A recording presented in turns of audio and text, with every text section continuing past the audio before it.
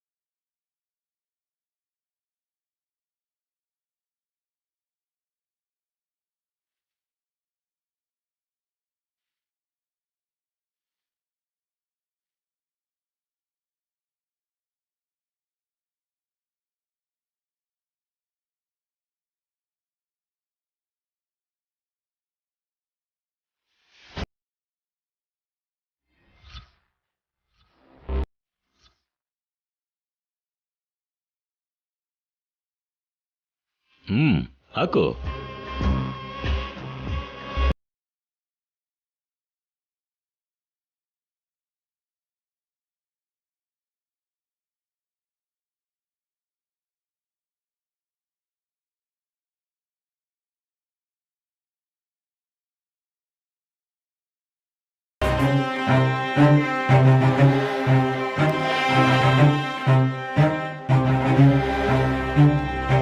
ನೀನ್ ನನ್ ಮಗನ್ ಹೆಂಡತಿ ಅನ್ಕೊಂಡು ನನ್ನ ಆಸ್ತಿನ ಬರ್ಕೊಡ್ತಾ ಇಲ್ವೇ?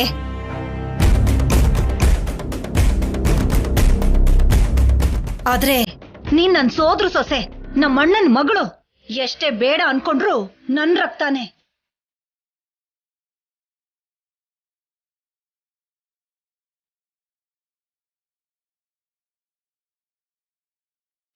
ಅದಕ್ಕೆ ಸೈನ್ ಹಾಕ್ತಾ ಇರೋದು.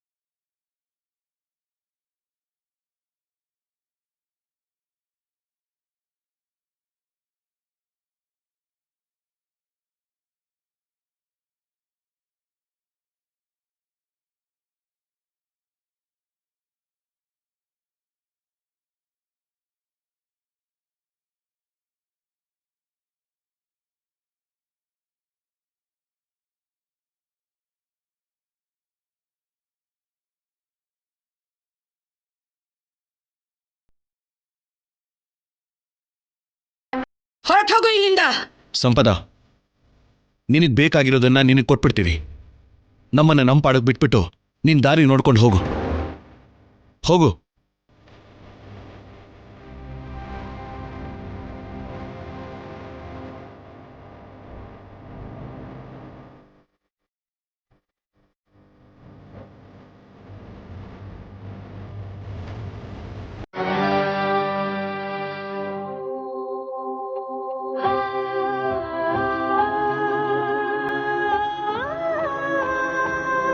ಕಲ್ಯಾಣಿ, ನೀನೇನು ಬೇಜಾರು ಮಾಡ್ಕೋಬೇಡ. ಒಂದು ಸ್ವಲ್ಪ ರೆಸ್ಟ್ ತಗೋ. ತಾತ, ನಡೀರಿ ಹೋಗೋಣ.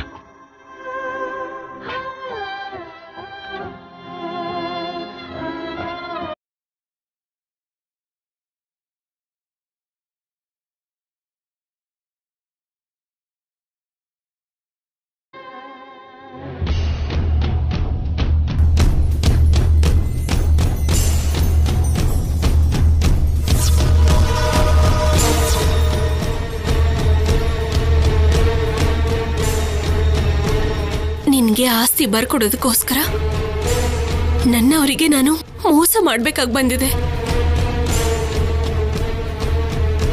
ನಿನ್ನ ಆಸ್ತಿ ನಿನಗ್ ಬಂತಲ್ಲ, ನೀನ್ ಕೇಳಿದ್ದನ್ನ ನಿನಗೆ ಕೊಟ್ಟಿದ್ದೀನಿ. ಇನ್ನು ಕೋರ್ಟಲ್ಲಿ ನೀನ್ ಹೇಳ್ಬೇಕಿರೋದನ್ನ ಹೇಳಿ ನಮ್ ಜೀವನದಿಂದ ಹೊರಗಡೆ ಹೋಗು. ಆಸ್ತಿ ಈಗ ನನ್ನ ಕೈಯಲ್ಲಿದೆ. ಇವಾಗ ನಾನು ಹೇಳಿರೋ ಮಾತ್ ಮೇಲೆ ನಿಲ್ಲಿಲ್ಲ ಅಂದ್ರೆ ಏನ್ ಮಾಡ್ತೀಯಾ? ಕೊಂದ್ ಹಾಕ್ಬಿಡ್ತೀನಿ. ನಾನಿಷ್ಟೆಲ್ಲ ಮಾಡಿದ್ದು ನಮ್ಮವರಿಗೆ ನೋವು ಕೊಟ್ಟಿದ್ದು ನೀನು ಶಾಶ್ವತವಾಗಿ ಹೊರಟೋಗ್ತೀಯಾ ಅಂತ. ಆಸ್ತಿ ಬರ್ಕೊಟ್ಟಿದಾರಲ್ಲ ಅಂತ ನಾಟಕ ಏನಾದ್ರೂ ಆಡಿದ್ರೆ ನೀನು ಕೊಟ್ಟಿರೋ ಆಸ್ತಿ ಪತ್ರಗಳ ಜೊತೆಗೆ ನಿನ್ನನ್ನು ಇಲ್ಲೇ ಗುಂಡಿ ತೋಡಿ ಮುಚ್ಚಿಬಿಡ್ತೀನಿ.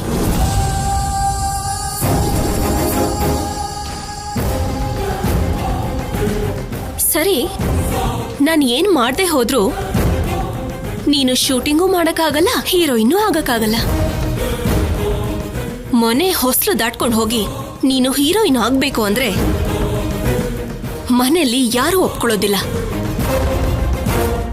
ಆಸ್ತಿ ಎಲ್ಲ ಕೊಟ್ವಿ ಅಂತ ನಾಟಕ ಆಡಿದ್ರೆ ನಮ್ಮತ್ತೆ ಖಂಡಿತ ಸುಮ್ಮನೆ ಇರಲ್ಲ. ಈ ಮನೆ ಜೊತೆ ನಿನಗಿರೋ ಋಣ ಮುಗಿದ್ರೇನೆ ನೀನು ಹೀರೋಯಿನ್ ಆಗೋದು, ನಿನ್ ಕನ್ಸು ನಿಜ ಆಗೋದು. ಇಲ್ಲ ಇಲ್ಲ, ತಮಾಷೆಗಂದೆ ಅಷ್ಟೇ. ನನಗೆ ಮನೆ ಜೊತೆ ಯಾವುದೇ ಸಂಬಂಧನೂ ಬೇಕಾಗಿಲ್ಲ. ಹೀರೋಯಿನ್ ಆಗ್ತಿರೋಳಲ್ವಾ, ನನಗಿಲ್ಲಿರ್ಬೇಕಾಗಿರೋ ಅವಶ್ಯಕತೆ ಏನಿದೆ? ಈಗ್ಲೇ ಕೋರ್ಟ್ಗೆ ಹೋಗಿ ನಿಜ ಹೇಳ್ಬಿಡ್ತೀನಿ.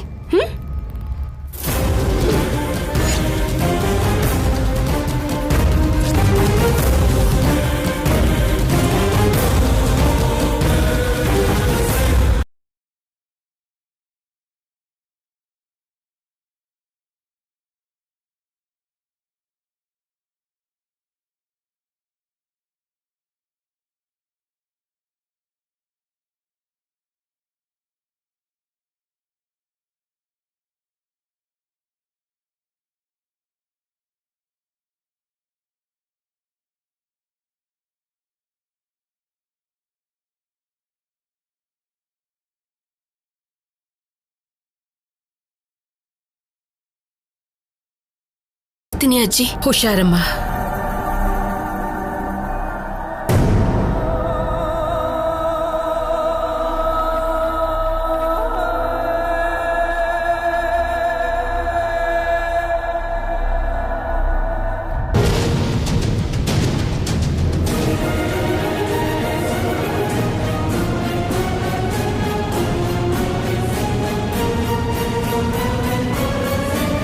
ಇನ್ಮೇಲಿಂದ ನಿನಗೂ ಈ ಮನೆಗೂ ಯಾವ ಸಂಬಂಧನೂ ಇಲ್ಲ.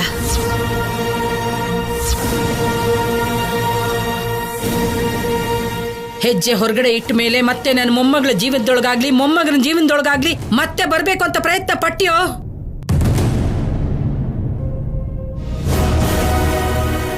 ನೀನ್ ಜೀವಂತ ಇರಲ್ಲ.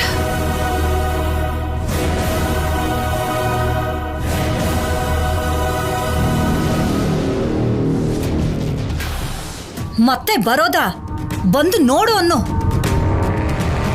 ಕುತ್ತಿಗೆ ಮೇಲೆ ಕಾಲಿಟ್ಟು ಸಾಯಿಸ್ಬಿಡ್ತೀನಿ. ಓಕೆ,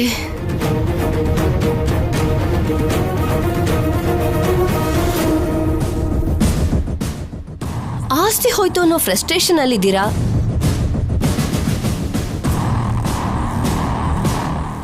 ನನಗ್ ಬೇಕಾಗಿರೋದನ್ನ ನನಗ್ ಕೊಟ್ಟಿರೋದಕ್ಕೆ ಇನ್ನು ನನ್ನ ಬಗ್ಗೆ ಯಾರು ಭಯ ಪಡ್ಬೇಕಾಗಿರೋ ಅಗತ್ಯನೇ ಇಲ್ಲ.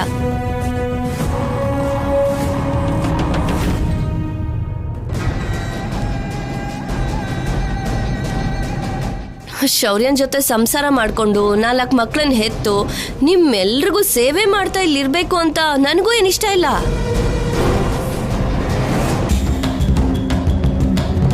ನನ್ನ ಯೋಚನೆ ದೊಡ್ಡದು, ನಾಳೆ ನನ್ನ ಸ್ಥಾನನೂ ದೊಡ್ಡದು. ನೋಡ್ತಿರಲ್ವಾ?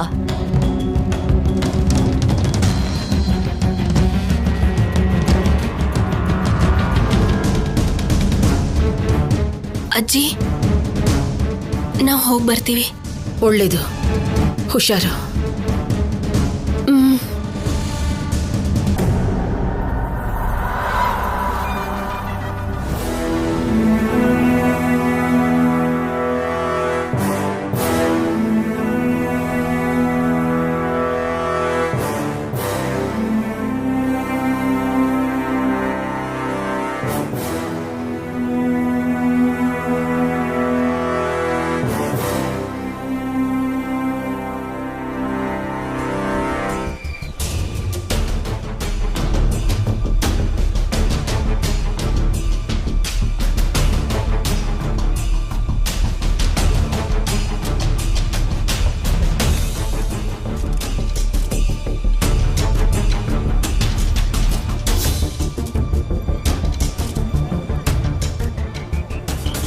ಅಮ್ಮ ದೇವತೆ ಬಾ.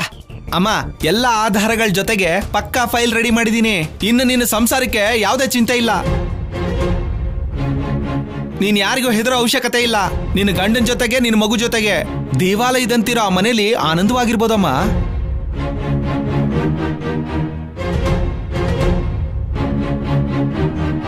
ಕೋರ್ಟ್ ತೀರ್ಪುಗೋಸ್ಕರ ನಿನ್ನ ಗಂಡನ ಜೊತೆಗೆ ಸೌತೆ ಅಕ್ಕನ ಕರ್ಕೊಂಡ್ ಬಂದೆ ನೋಡು. ನೀನು ಅಂತಿಂತ ದೇವತೆ ಅಲ್ಲಮ್ಮ. ಇವತ್ತೇ ತೀರ್ಪು ಬಂದ್ಬಿಡತ್ತೆ ಅಲ್ವಾ? ಬಂದ್ಬಿಡುತ್ತೆ ಅಮ್ಮ. ಅದಕ್ಕೆ ಈ ಕೇಸ್ನ ಫ್ಯಾಮಿಲಿ ಕೋರ್ಟ್ಗೆ ವರ್ಗಾಯಿಸಿ ಅಂತ ಹೇಳಿದೀನಿ. ಸಿಂಪಲ್ ಆಗಿರುತ್ತೆ, ಸಿಂಪಲ್ ಆಗಿ ತೀರ್ಮಾನ ಬಂದ್ಬಿಡುತ್ತೆ. ಏನು ಆಧಾರ ಅಂತಿದ್ಯಾ? ಅದು ಜಡ್ಜ್ ಕೈಗೆ ಹೊರಟೋದ್ರೆ ನೀನ್ ಹೀರೋಯಿನೂ ಆಗಲ್ಲ. ನೆನ್ಪಿದೆಯಲ್ಲ? ಶೌರ್ಯ, ಮನ್ಸು ಬದಲಾಯಿಸಿರೋ ಮನುಷ್ಯರಾಗಿ ನಮ್ ದೇವತೆನ ನಿಮ್ಮ ಕುಟುಂಬಕ್ಕೆ ಸೇರಿಸ್ಕೊಂಡಿದ್ದೀರಾ.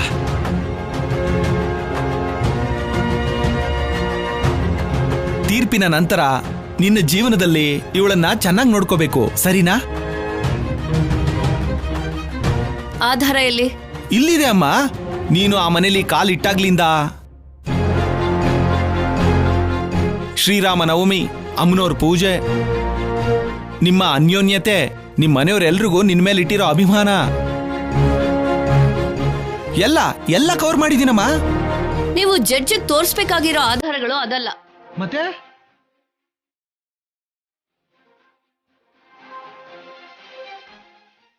ಇದು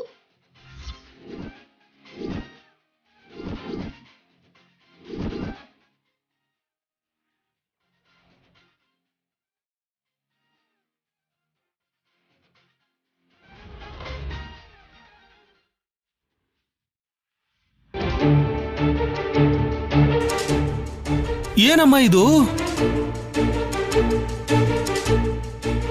ನೀವೇನ ಇದರಲ್ಲಿ ಇರೋದು? ನಿಮ್ಮ ಪಕ್ಕದಲ್ಲಿರೋರು ಯಾರು? ಅನುಮಾನನೇ ಬೇಡ, ಅದ್ರಲ್ಲಿರೋದು ನಾನೇ. ಅದ್ರಲ್ಲಿ ನನ್ನ ಜೊತೆ ಇರೋದು ನನ್ನ ಲವರ್ ಸಿದ್ದು.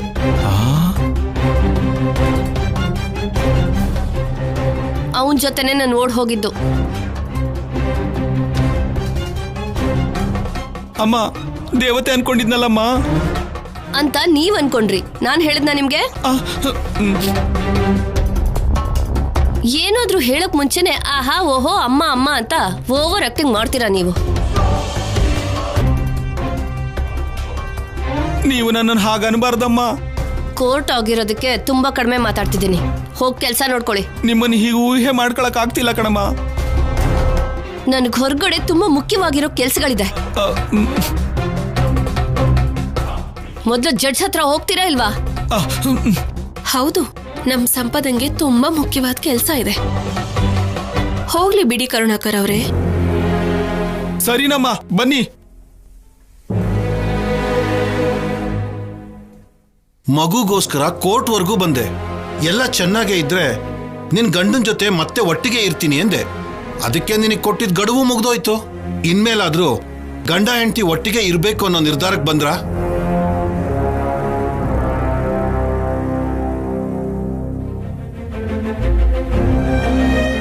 ಇಲ್ಲ ಸರ್, ನನ್ಗೆ ಅವ್ರ ಜೊತೆ ಇರೋದಕ್ಕೆ ಇಷ್ಟ ಇಲ್ಲ. ಏನಮ್ಮ, ನಿನ್ ಗಂಡನಲ್ಲಿ ಅತ್ತೆ ಮಾವನಲ್ಲಿ ಬದಲಾವಣೆ ಬಂದಿಲ್ವಾ? ನಿನ್ನ ಚೆನ್ನಾಗಿ ನೋಡ್ಕೋತಾ ಇಲ್ವಾ?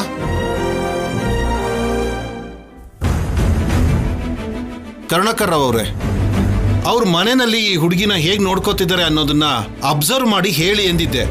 ಆ ರಿಪೋರ್ಟ್ ಕೊಡಿ. ಯುವರ್ ಆನರ್, ನಾನ್ ತಯಾರು ಮಾಡಿರೋ ನಿವೇದನೆ ಸುಳ್ಳು. ನಿಜ ಏನು ಅನ್ನೋದನ್ನ ಈ ಸಂಪದ ಅದಕ್ಕೆ ಆಧಾರ ಕೊಟ್ಲು.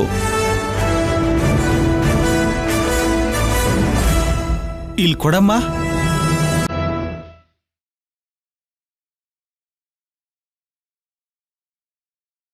ಪರಿಶೀಲನೆ ಮಾಡಿ.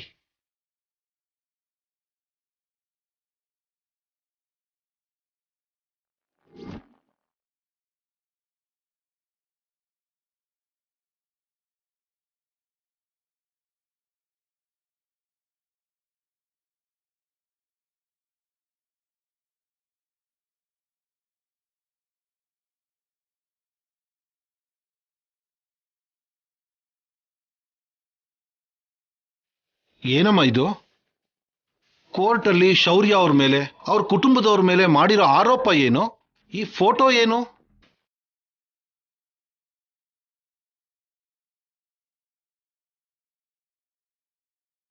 ನಾನು ಹೇಳಿದ ಸುಳ್ಳು ಸರ್. ಆ ಫೋಟೋದಲ್ಲಿರೋದೇ ನಿಜ.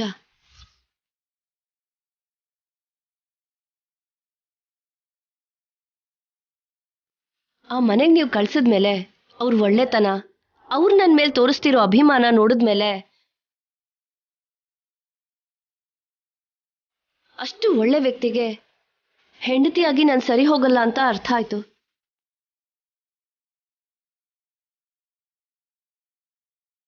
ಮದುವೆ ಆಗಿ ಮಗು ಹುಟ್ಟಿದ ಹಾಗೆ ಮೊದಲು ನಾನು ಪ್ರೀತಿಸ್ತಿದ್ದ ಸಿದ್ದು ಜೊತೆ ನಾನು ಓಡ್ ಹೋಗಿದ್ದು ನಿಜ. ನನ್ನಂತವಳು ಶೌರ್ಯನ್ ಹೆಂಡತಿಯಾಗಿ ಆ ಮನೆ ಸೊಸೆಯಾಗಿ ಸರಿ ಹೊಂದಲ್ಲ. ನಾನು ಮನೆಗೆ ಹೋಗಿದ್ದು ಕೂಡ ಬರೀ ಒಡವೆಗೋಸ್ಕರ, ದುಡ್ಡುಗೋಸ್ಕರನೇ. ನನ್ನ ತಪ್ಪು ನಾನು ತಿಳ್ಕೊಂಡಿದ್ದೀನಿ. ಅದಕ್ಕೆ ಅವ್ರಿಗೆ ದೂರವಾಗಿ ಹೊರಟೋಗ್ಬೇಕು ಅಂತ ನಿರ್ಧಾರ ಮಾಡ್ಕೊಂಡಿದ್ದೀನಿ. ಶೌರ್ಯಂಗೆ ನಾನು ಹೆಂಡತಿ ಅಲ್ಲ ಸರ್. ಹೆಂಡತಿ ಅಂದ್ರೆ ಕಲ್ಯಾಣಿನೇ.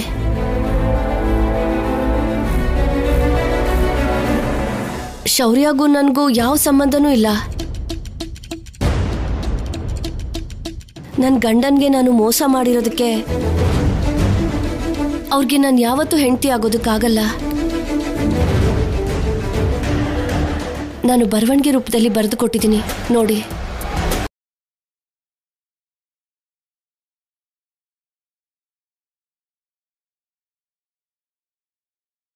ಗಂಡ ಬೇಡ ಅಂದ್ಮೇಲೆ ಮಗು ಪರಿಸ್ಥಿತಿ ಹೇಗೆ? ಮಗುನ ನನಗೆ ಕೊಡಿ ಯುವರ್ ಆನರ್. ಅವನು ಹುಟ್ಟಾಗಿಂದ ನಾನೇ ಅವನ್ನ ನೋಡ್ಕೊಂಡಿರೋದು. ಅವನಿಗೆ ಏನು ತೊಂದರೆ ಆಗದೆ ಇರೋ ತರ ಇಲ್ಲಿವರೆಗೂ ನೋಡ್ಕೊಂಡಿದ್ದೀನಿ.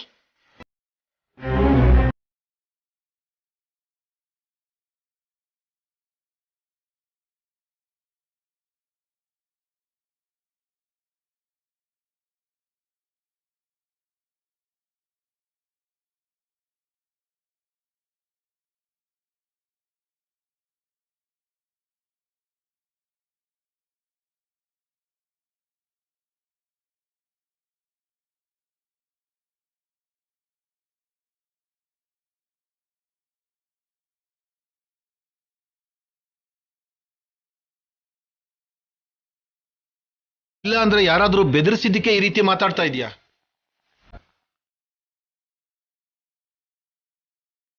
ಅಂಥದ್ದೆಲ್ಲ ಏನೂ ಇಲ್ಲ ಸರ್. ನಾನು ಆಡ್ತಿರೋ ಪ್ರತಿ ಮಾತು ನನ್ನ ಇಷ್ಟದ ಪ್ರಕಾರನೇ ಆಡ್ತಿರೋದು.